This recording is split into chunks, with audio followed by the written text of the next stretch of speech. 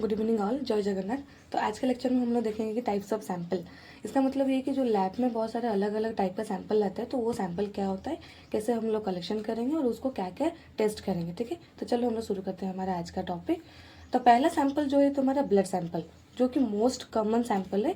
तो वो जो ब्लड होता है हमारा, जो कि बॉडी फ्लूइड होता है एक, तो वो किस लिए टेस्ट करते हैं, जैसे कि तुम्हारा कोई इन्फेक्शन हो गया, एनीमिया हो गया, डायबिटीज़ हो गया, मतलब सारे जो भी बॉडी के अंदर कोई भी एबनॉर्मल सिम्टम्स आता है या कोई भी डिसबैलेंस हुआ है तो वो तुम्हारा पता चल जाता है ब्लड को जब हम लोग टेस्ट करेंगे।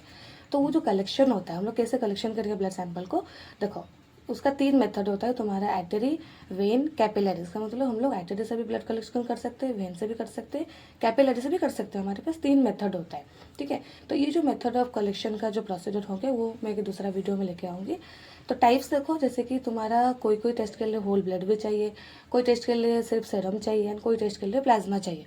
होल ब्लड चाहिए तो हमको कोई इतना मतलब कोई अलग प्रोसीजर नहीं करना पड़ेगा, सिर्फ सैंपल कलेक्शन करेंगे, उसके बाद तुम्हारा जो भी टेस्ट प्रोसीजर होगा उसको टेस्ट करेंगे। लेकिन कोई टेस्ट के लिए तुम्हारा सेरम या प्लाज्मा चाहिए तो उसको हम लोग क्या करेंगे, सेंट्रीफ्यूज करेंगे। ठीक है, तो ये तुम्हारा हो गया ब्लड सैंपल।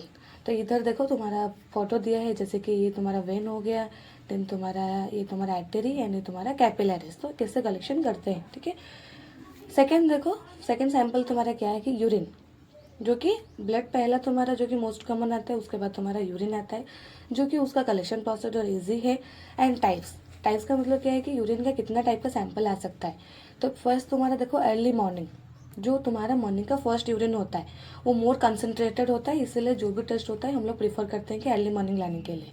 उसके बाद तुम्हारा रैंडम यूरिन, रैंडम मतलब एनी टाइम एवरी, हम लोग कोई भी किसी टाइम में हम लोग ले सकते हैं। ठीक है, मिड स्ट्रीम, मिड स्ट्रीम मतलब एक तुम्हारा स्पेशल प्रोसीजर है। तो इसमें क्या होता है ना, जैसे कि कोई इन्फेक्शन हो गया, माइक्रोबायोलॉजी डिपार्टमेंट में कोई कल्चर हो गया, तो उसके लिए हमको क्या चाहिए, mid stream urine sample. Mid stream urine sample का मतलब कि मिडिल पार्ट ऑफ यूरिन।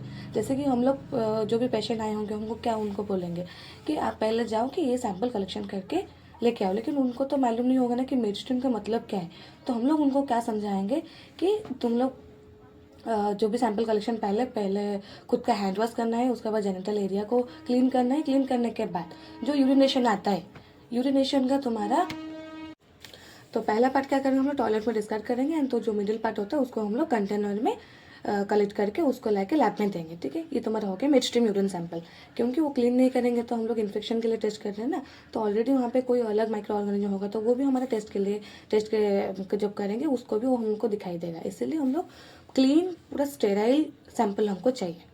उसका तुम्हारा 24 आवर्स यूरिन सैंपल, 24 आवर्स का मतलब क्या है, विद इन 24 आवर्स पेशेंट जितना बार भी यूरिनेशन किया है उसको हम लोग क्या करेंगे, बड़ा सा कंटेनर में हम लोग उसको कलेक्ट करके रखेंगे, एंड उसके साथ एक प्रिजर्वेटिव भी चाहिए।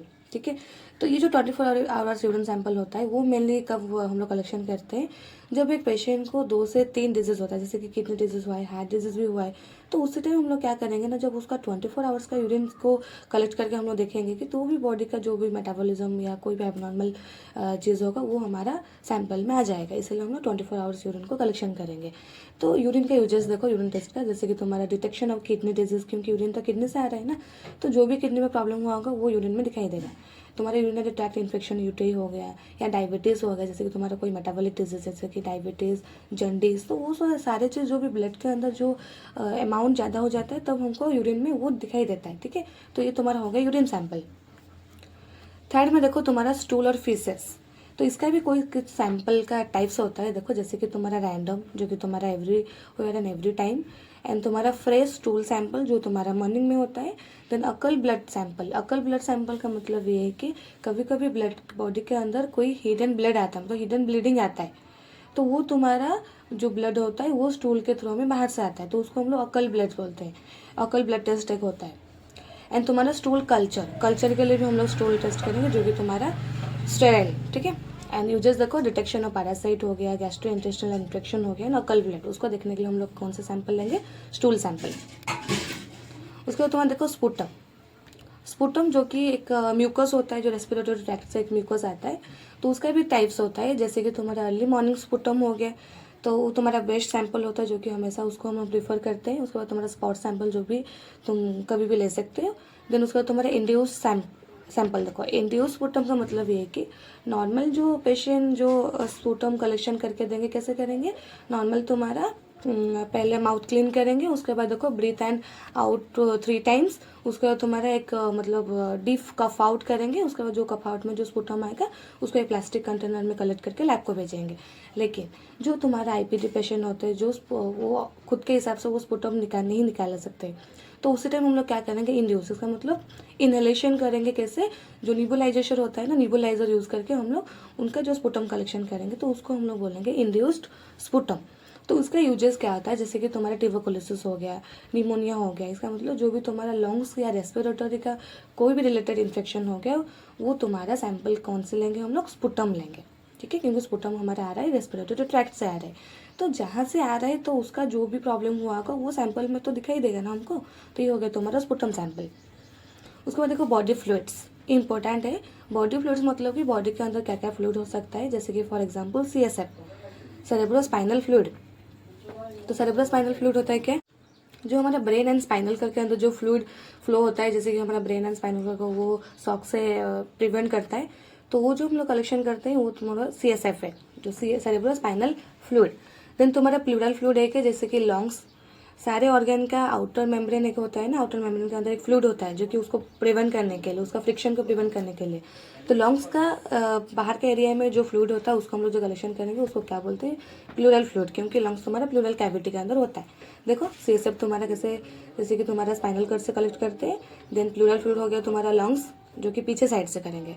देन तुम्हारा पेरिकार्डियल फ्लूइड, पेरिकार्डियल फ्लूइड होता है हमारा हार्ट का जो आउटर लेयर में होता है। एंड पेरिटोनियल, जो कि हमारा एब्डोमेन से हम लोग लेंगे। एंड साइनेबल फ्लूइड होता है हमारा जॉइंट्स, क्योंकि जॉइंट्स के अंदर एक फ्लूइड होता है ना जो फ्रिक्शन को प्रिवेंट करने के लिए, वो तुम्हारा साइनेबल फ्लूइड होता है।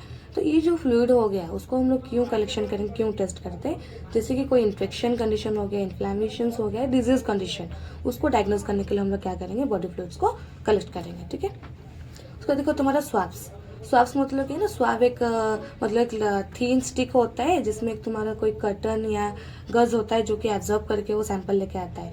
तो कलेक्शन फ्रॉम द थ्रोट, तुम्हारा नोज हो गया, ऊंड एंड जेनिटल एरिया, वहाँ पे कोई इन्फेक्शन या इन्फ्लेमेशन हुआ है तो उसको जानने के लिए हम लोग क्या करेंगे, उससे मतलब वो साइड से हम लोग क्या करेंगे, स्वाब्स कलेक्ट करके लाएंगे। उसका स्वाब्स का मतलब क्या है, फ्लूइड होता है, सलाइवा जैसे हो गया या फ्लूइड हो गया, वो फ्लूइड को क्या करता है ना, जो कटन या गज होता है वो उसको एब्जॉर्ब करके लाता है। उसके बाद हम लोग क्या करते हैं, उसको स्लाइड में स्मीयर बनाते हैं। स्मीयर बना के हम लोग क्या करेंगे, माइक्रोस्कोप में देखते हैं। ठीक है, तो कोई माइक्रो ऑर्गेनिज्म कोई इन्फेक्शन किए होंगे तो माइक्रो ऑर्गेनिज्म तुम्हारा माइक्रोस्कोप में दिखाई देगा। उसके बाद तुम्हारा देखो टिश्यू बायोप्सी। टिश्यू बायोप्सी क्या होता है, तो टिश्यू एक सॉलिड पार्ट होता है, तो कोई लिविंग ऑर्गेनिज्म से हम लोग छोटा सा टिश्यू कलेक्ट करके लाएंगे तो उसको हम लोग क्या बोलते हैं, बायोप्सी बोलते हैं। ठीक है, तो उसका ऑपोजिट क्या होता है, ऑटोप्सी होता है। जब एक डेड पर्सन से हम लोग कोई टिश्यू कलेक्ट करते हैं उसको हम लोग ऑटोप्सी बोलेंगे, और लिविंग बॉडी से लाएंगे तो उसको हम लोग बायोप्सी बोलेंगे। बायोप्सी का भी टाइप्स होता है, इनसिजनल बायोप्सी, इसका मतलब ऑर्गेन या टिश्यू से स्मॉल पार्ट, मतलब छोटा सा पार्ट हम लोग रिमूव करेंगे तो उसको इनसिजनल बोलेंगे।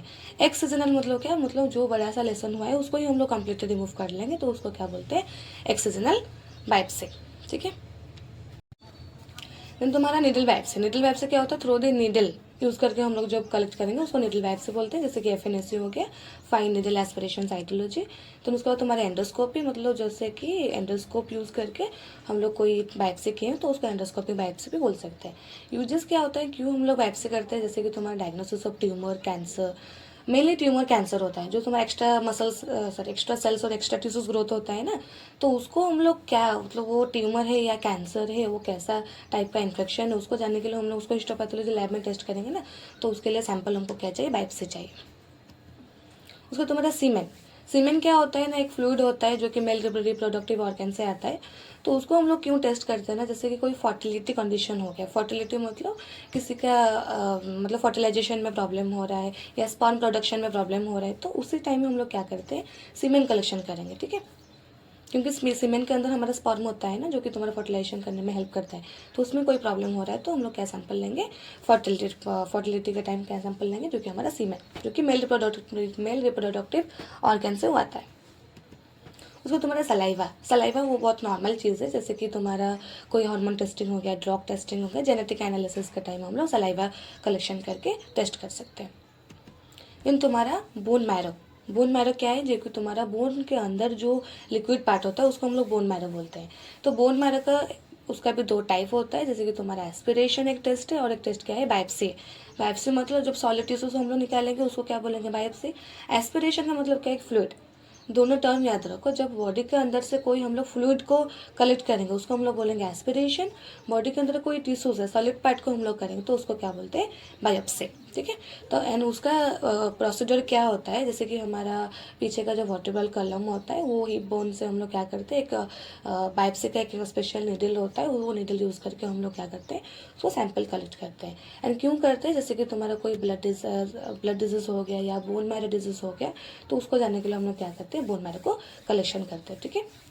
तो इतना ही हम लोग सैंपल पढ़ेंगे जो कि हमारा मोस्ट कॉमनली आता है। तो उससे छोड़ के बाकी जो तुम्हारा जैसे कि ब्लड हो गया, बोन मैरो हो गया, तो उसका अलग अलग प्रोसीजर हम लोग अलग वीडियो में देखेंगे। ठीक है। तो वीडियो अच्छा लग रहा है तो प्लीज़ लाइक शेयर सब्सक्राइब करना मत भूलना। फिर मिलेंगे हम लोग नेक्स्ट वीडियो में। Thank you.